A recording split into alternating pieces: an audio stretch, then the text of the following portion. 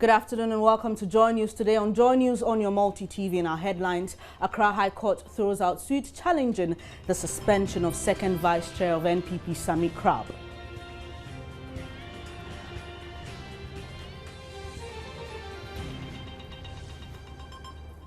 We'll bring you details as we prepare to mark the first anniversary of the June 3 flood and fire disaster. We'll tell you how education was affected.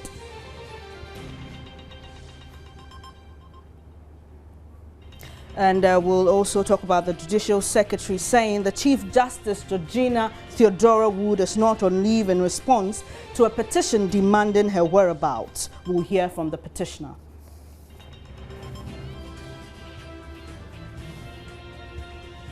And in sports, just coming in, Accra Hearts of Oak set to sack head coach Kelechi Yatoashi this afternoon. This plus stories and entertainment and business in the next hour. Please stay with us.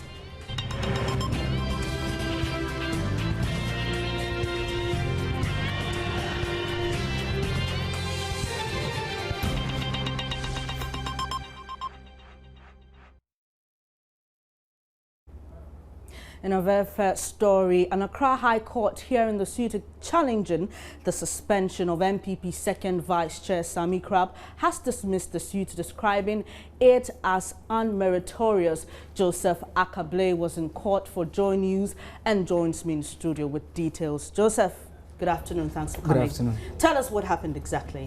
Well, so what's happening in court today is that the Accra High Court, presided over by Justice Sir Dennis Eje, has dismissed the suit filed by Sami Crab challenging his suspension. Now, the issues that the court looked at this morning was the first one has to do with whether the court had jurisdiction, because the respondent had objected to the court hearing the matter. But what the court is saying here is that it's a human rights issue, and the National Disciplinary Committee that suggested to the National Executive Committee that it should be dismissed exercised a quasi-judicial function, and as a result of that, it falls under the Human Rights Court. So the court had jurisdiction. Now, secondly, Mr. Crab failed to appear before the disciplinary committee over there. So he says it is wrong and his human rights has been abused. But the court here is saying that he has no case on that particular one. He has no merit, because the board had, that particular committee had the right to hear that case, and he was supposed to appear before the committee. So that particular ground also failed. Now, Mr. Crab also objected to the composition of the panel that heard the case, and particularly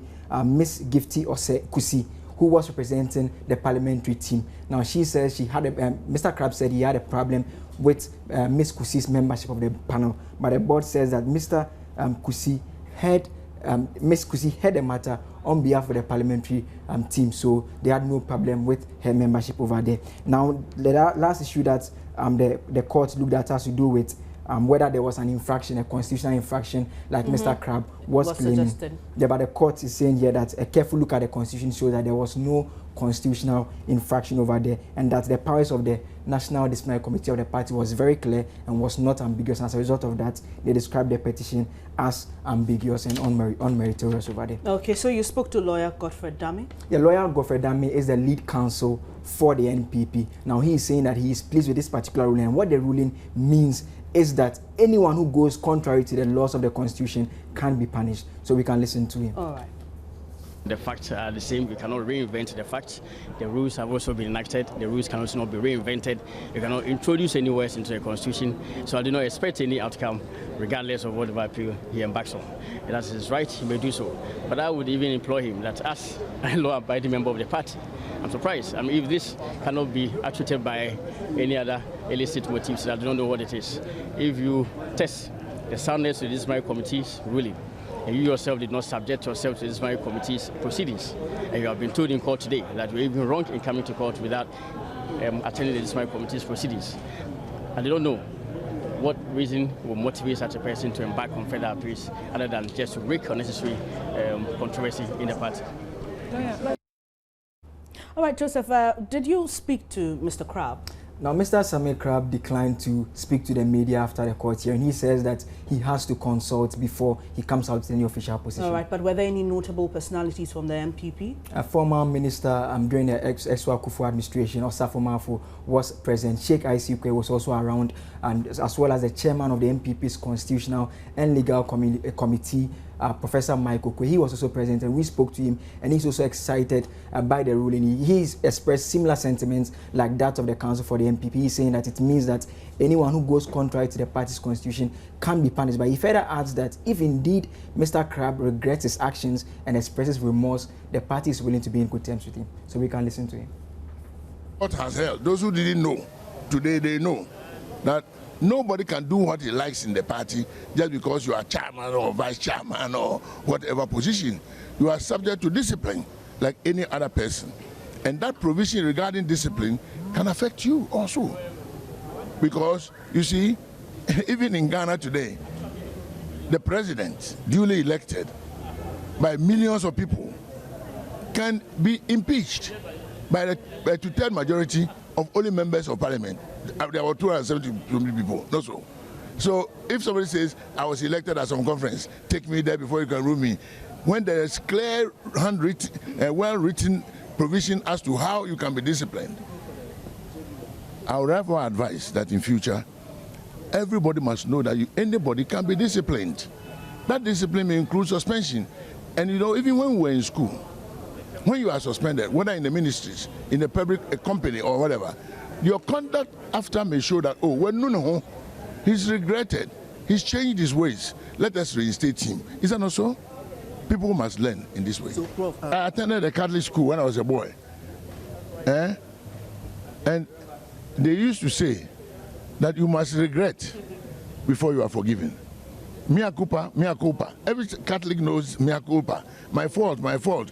And then when you pronounce on your own fault and acceptance of your having done wrong, of course, it has happened before. A national chairman, Mr. Sekou, today is in very, very good standing in the party. He has been suspended before. But if you want to adopt a different attitude, of course, the party too will know what to do. But the party will move on. So once he regrets his action and he wants to come back to the fold of the party will move on. We all know what happens when a person behaves properly, expresses regret. Even people will speak for you. Yes. Thank you very much. So that'll be it for that particular story of an Accra High Court dismissing the suit by Sami Crab, and it described the case as unmeritorious. Joseph Akable was in the studio to give us more updates. Thank you so much for joining us. But moving on, the Ghana National Petroleum Corporation's bid to have its 2016 budget approved has suffered another setback as Minority forces Speaker to defer question for the motion that will approve the budget. Elton Broby joins us on the line with more. Hi, Elton.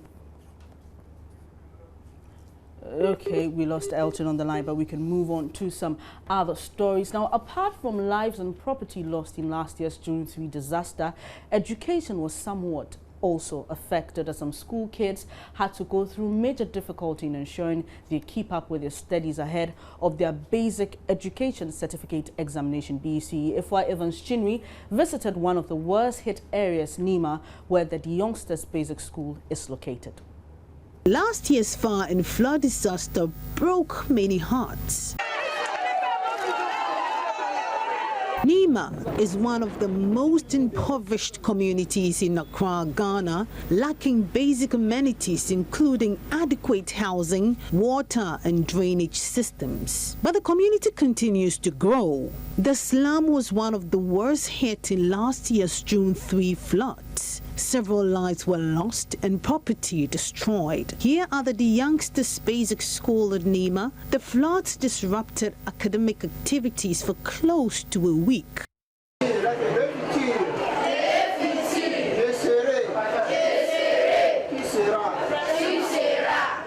I'm here at the youngsters' school at Nima, which was not spared the wrath of last year's flooding. Students had to live with family members and friends from adjoining communities. Headmasters of the school, Glenfield Felix Tay and Macaulay Muslim, said the school is still counting its losses a year after the floods. There's a big gutter behind the school. So the gutter became flooded and then spilled over onto the compound. We had then wooden fence.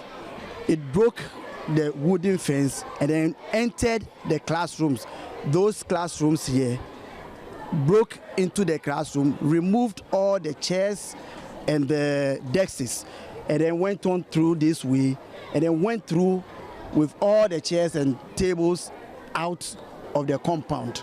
It was that serious. The wall behind this building all went down. I was on the compound then.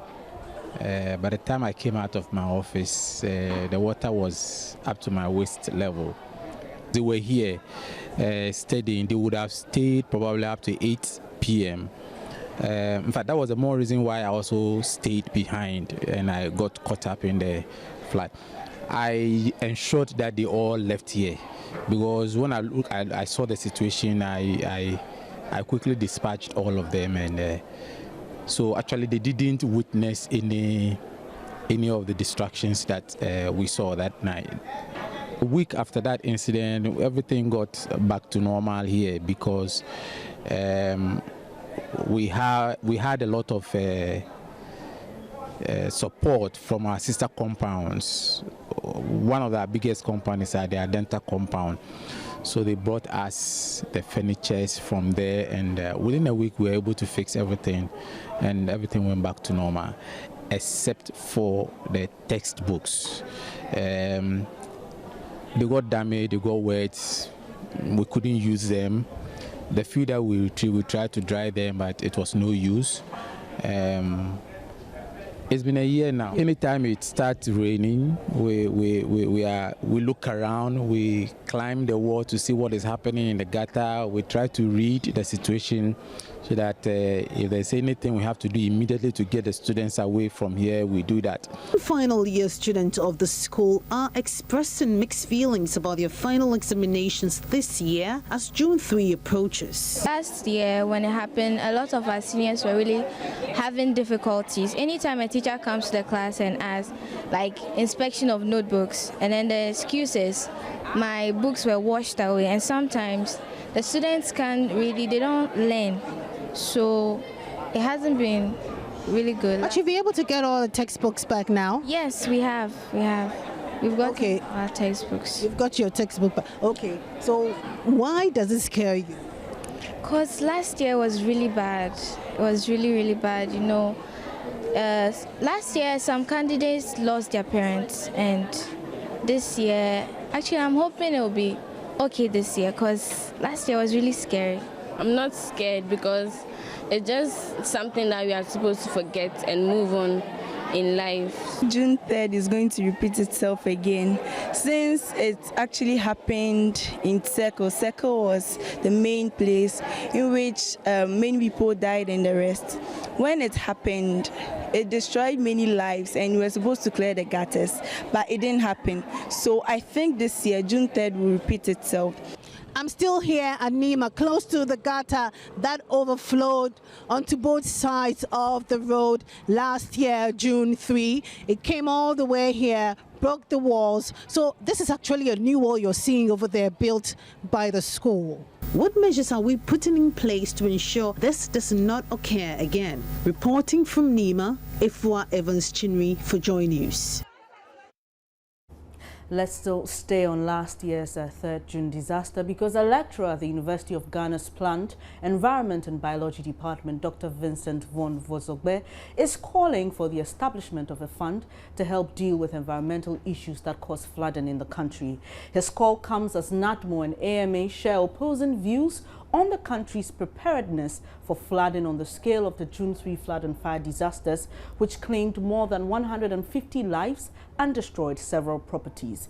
As preparations get underway to mark the anniversary, the two top men responsible for preventing flooding in the city seem to be contradicting each other on one question. Have we learned our lessons? First, here's Mayor of Accra, Alfred van der Poel. I am here this morning to report officially to you that Accra is standing better than the days of June 3rd.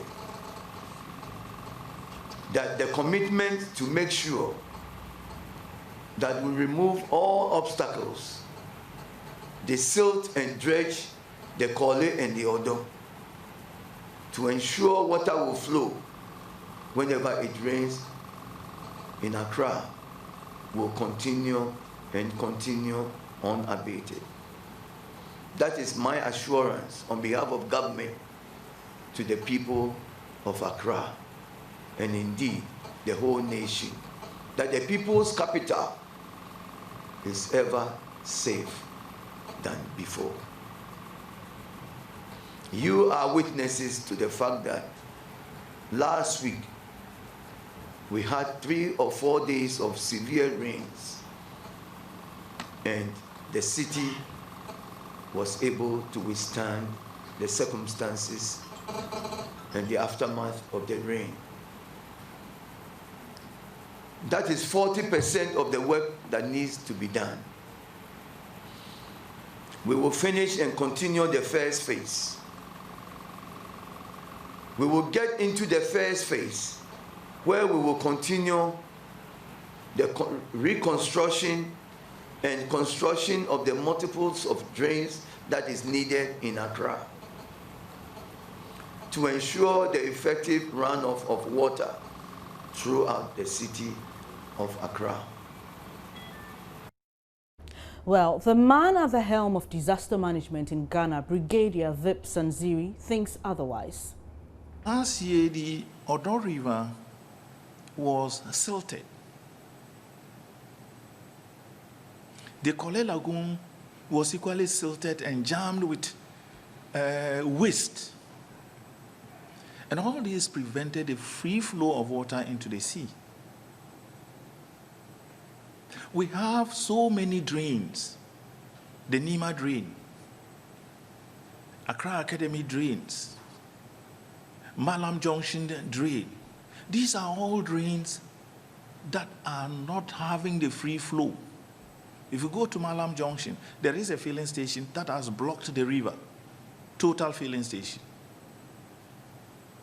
Accra Academy, there is supposed to be a major drain under the road at First Light. That major drain, which even though it exists, is not connected to the main water course that is coming in front of Accra Academy. So with all these things I'm citing, not well connected and silted, there is no way we will have a free flow of water to the sea. And those areas are always flooded because of these reasons I've assigned. So come to think of it, floods can come, but our ultimate objective will always be that when they come and go, we should save lives. Nobody should be affected. And how can we do that? We can only do this. We can't prevent the floods. We can only mitigate the effects of the floods.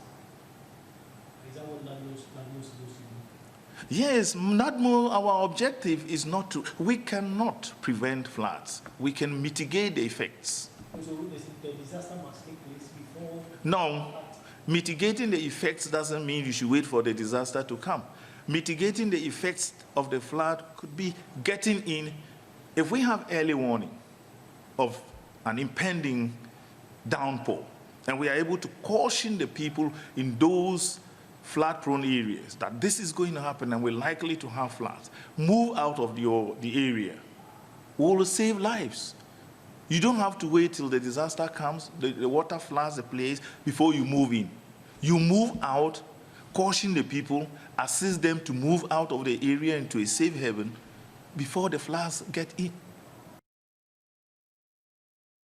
Now remember the Kwame Nkrumah circle. It was the explosion at the Goil fuel station that resulted in most of the deaths. Let's take a listen to the boss of the National Petroleum Authority, Moses Asaga, on what's being done to deal with stations cited wrongly.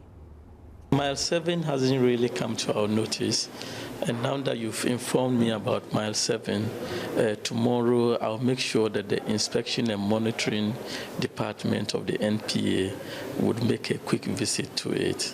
We are doing what we call a density map.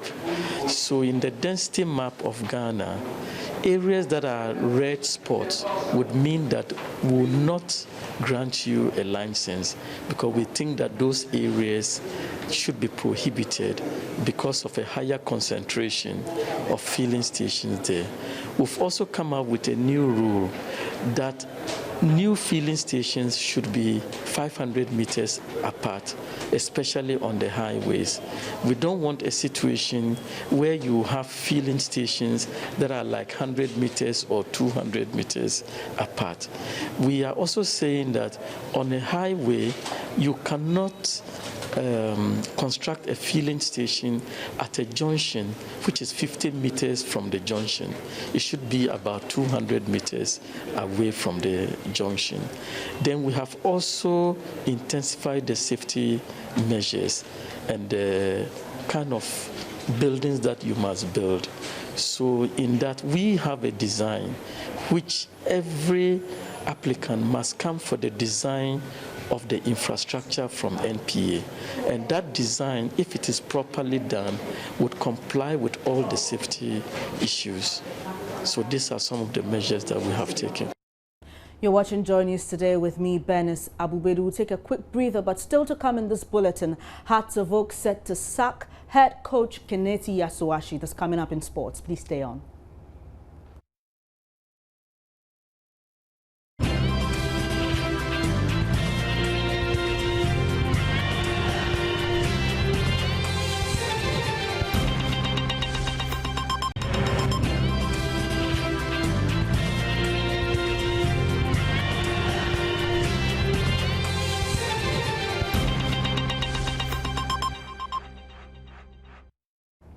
Thanks for staying on Joy News Today with me, Bernice Abubedu. Now let's go back to Parliament where we brought you the story on the Ghana National Petroleum Corporation bid to have its 2016 budget approved, suffering another setback as minority forced the Speaker to defer question for the motion that would approve the budget. Elton Broby joins us on the line with details. Hello, Elton. Hello, Elton. Hello, Bernice. Yes, what exactly transpired in Parliament today? Well, what is clear is that the GMPC will now have to wait for another day before they can have their work plan, or to put it right, their budget for 2016 approved by Parliament. Remember that the whole of this week, the minority had raised issues about the details in the document presented to Parliament relating to expenditure.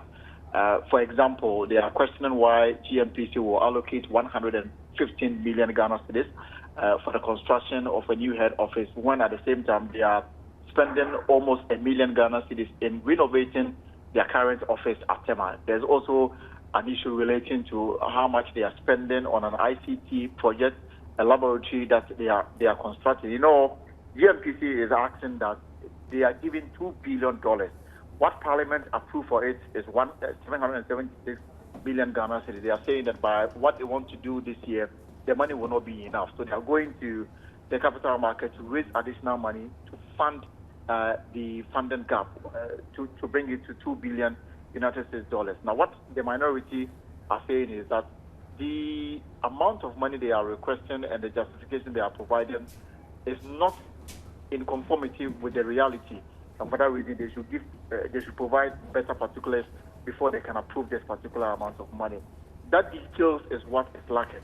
Even though the petroleum minister this afternoon tried to explain to Parliament the need for the money to be given, saying that, for example, the construction of the new head office will allow GRPC to accommodate TALU and the other, partners on the W field, so that government can rake in some amount of money. This does not go down with the minority, who still insisted that the House should reject the report. The Speaker, at the end of it, or deferred to put the question. The question would have meant that members would now have to vote for or against the motion. But because he deferred the question, GMPC will now have to, or the petroleum minister will now have to come back to Parliament somewhere next week, so to justify why they should be given that amount of money before the question can be put. All right, Elton, thank you so much. That's my colleague Elton Broby bringing us updates on what transpired in Parliament. And now we can move on to business. John is ready with business. Thank you very much. Now time for some updates in business. And the Ghana Agricultural Workers Union, GAWU, is calling on government to channel resources into strengthening the link between agriculture and the manufacturing sector. Reports indicate that Ghana currently loses an estimated $700 100,000 every year in post-harvest losses because of poor post-harvest management practices in the country. General Secretary of GAWU, Edward Carrera, tells Joy Business strengthening storage systems will prevent wastage and enhance productivity in lean seasons. You recall that anytime we have good harvest, then we have huge losses. Farmers actually run at a loss because they've had good harvest. As a consequence of post-harvest losses, we are unable to store it, and then it gets rotten and so on. So certainly we have a challenge when it comes to managing post-harvest crops and then losses.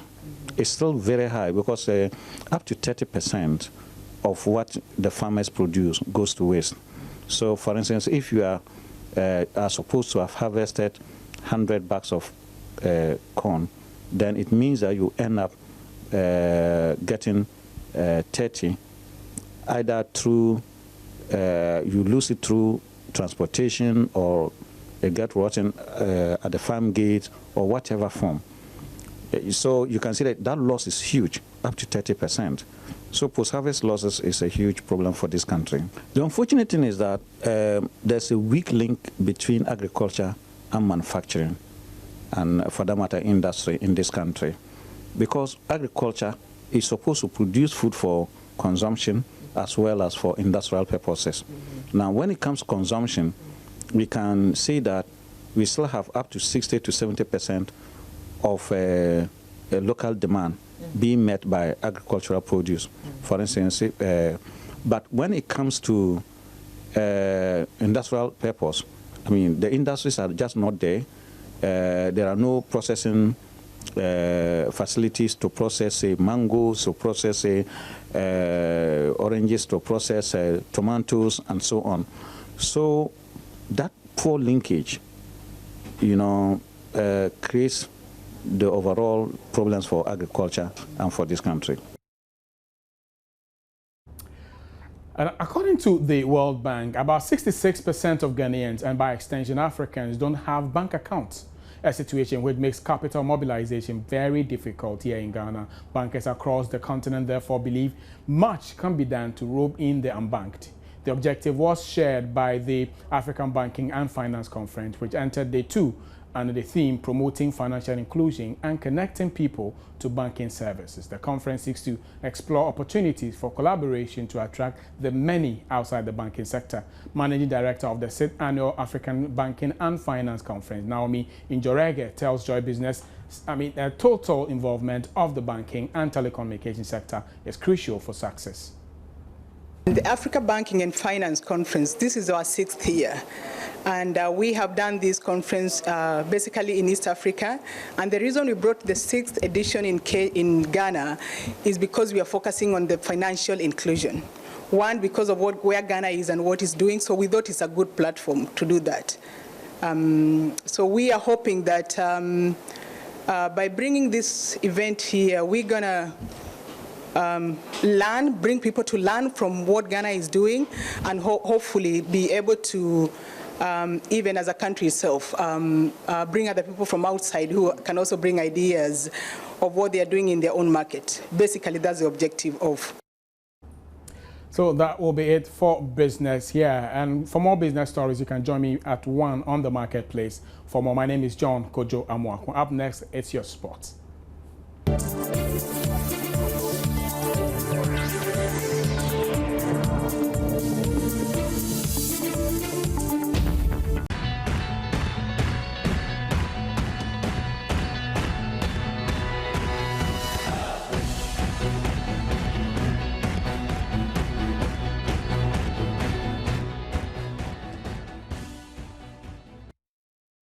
Hello, good afternoon. My name is Baba Tando. Welcome to the sports segment of News Today. Let's get talking right here, right now. And I'm sure you know that the biggest news out there today is the fact that Hartlepool have actually sacked their head coach Kenichi Yatsuhashi. But I have spoken to 2 board members of record, actually. I spoke to the chairman of the strategic committee, Vincent Odote-Soa, as well as a member of that same committee, Frank Nelson Iwokolo. And they tell me that no letter has been handed officially to the Japanese Japanese-American coach Kenichi Yatsuhashi. Odote Soa says he has not signed off any letter for the coach, and it is confirmed also by a member of the strategic committee, Vincent Odote Soa. But however, there will be a board meeting at 3 p.m. this afternoon, and top of the agenda is the coach's issue. That's Coach Kenichi Yatsuhashi's issue. But let's just go around it, because from all indications, it looks like the Japanese trainer will not be with Hearts of Oak at the beginning of the second round of the 2016 Ghana Premier League. I mean, it all points to the fact that he's going to be sacked.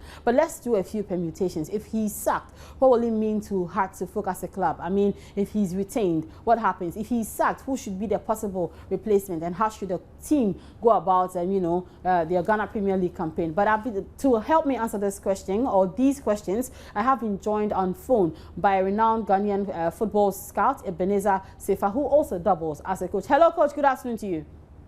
Good afternoon, Baba. Okay, now the news out there is that Kenichi Yatsuhashi has not been sacked yet. But from all indications, it looks like the the Japanese-American trainer is leaving his post. I'm not sure he'll be with Hearts of Oak at the start of the next round of the Ghana Premier League. If it so happens, what will it mean to Hearts of Oak?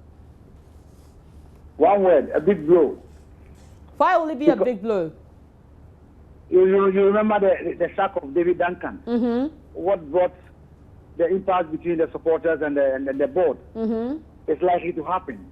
Kenichi has brought excitement into Accra as a Ghana League as a whole. And for me, supporters go to the stadium because of Kenichi. And he has brought some kind of excitement. Last season, Accra Folk energy level in terms of the players were low. And this season, he has been able to bring it to a level whereby he's not lost a game away from home.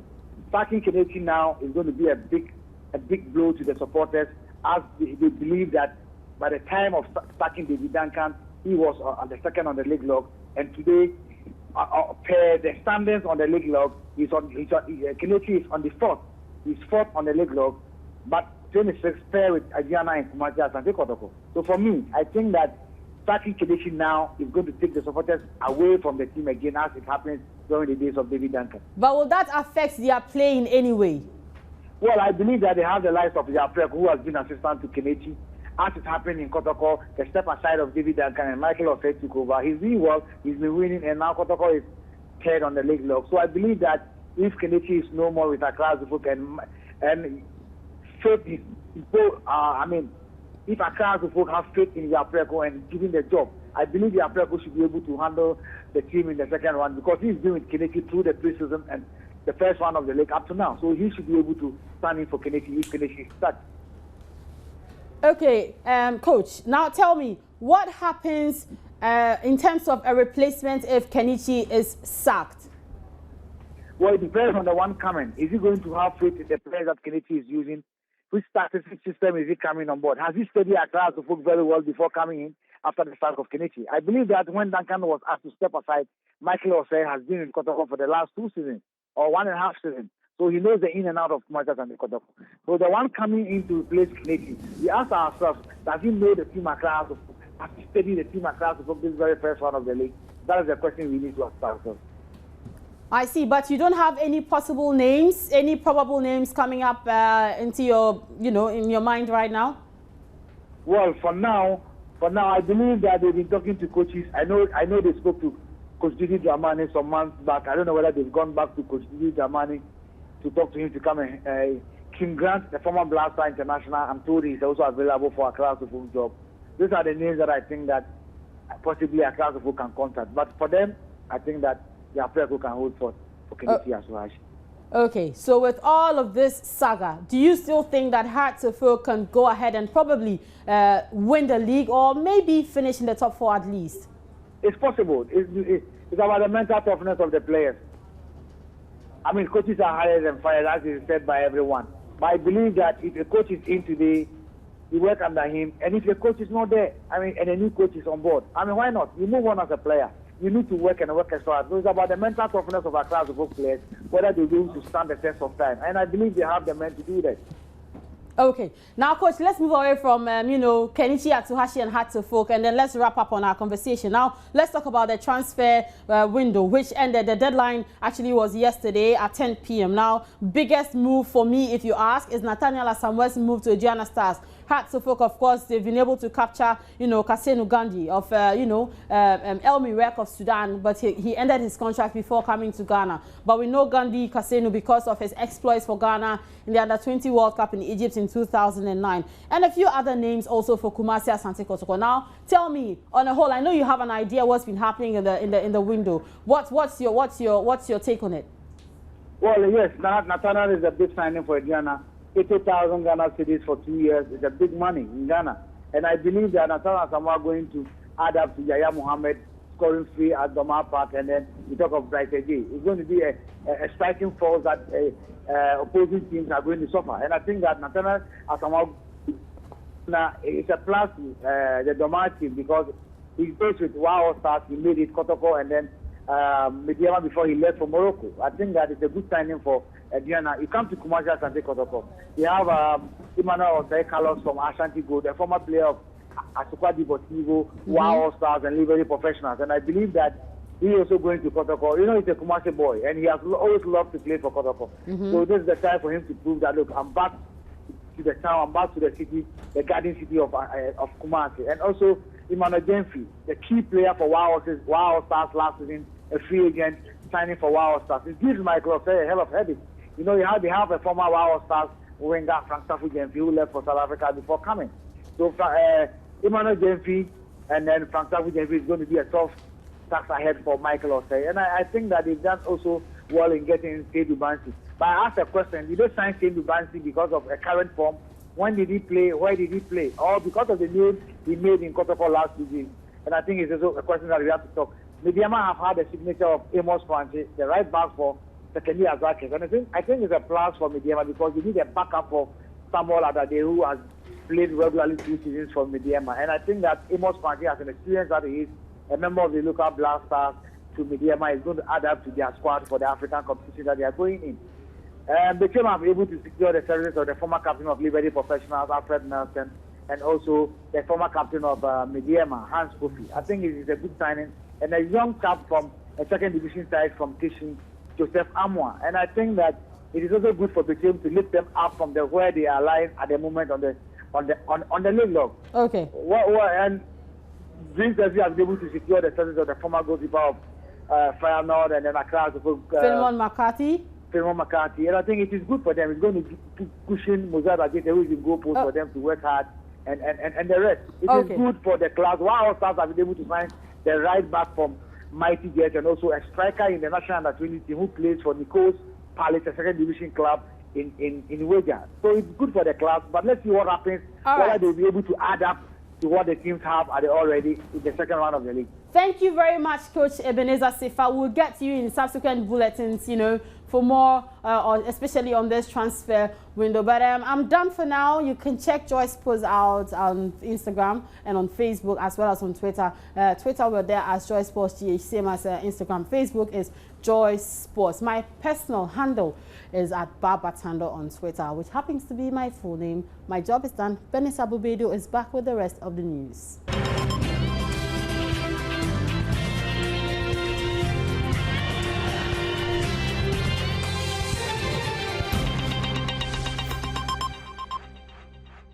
Thanks so much for your time. My name is Gladys Osei Oredu. One of Ghana's most influential theatre production companies, Riverman Productions, has premiered its 30th consecutive quarterly production, Dear God, the play, which staged at the National Theatre the night of June 1, 2016, is, as usual, written by Ankle White and tells the story about a young woman and her husband who are both due for promotion at the company in which they both work for. Successful at the interview tomorrow. You will become the youngest female professor at the center. Bros, I will become the youngest professor at the center. Male or female, period. Oh, you're right. Thank you for the suit. You're welcome. I'll be back tomorrow. You're welcome. But I'll let you know you came around. Please do.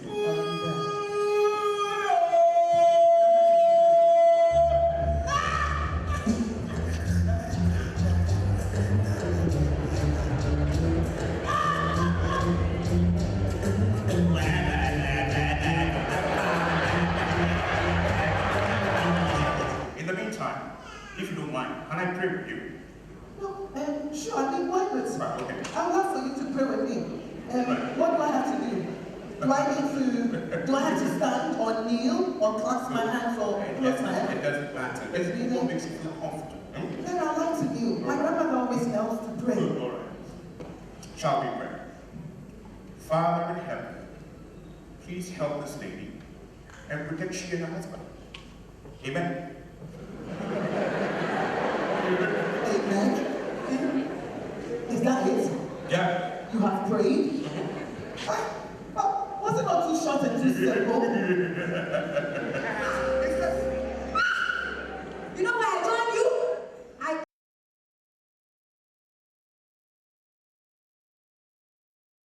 Before we go, the Judicial Secretary says the Chief Justice Georgina Theodora Wood is not on leave in response to a petition demanding her whereabouts.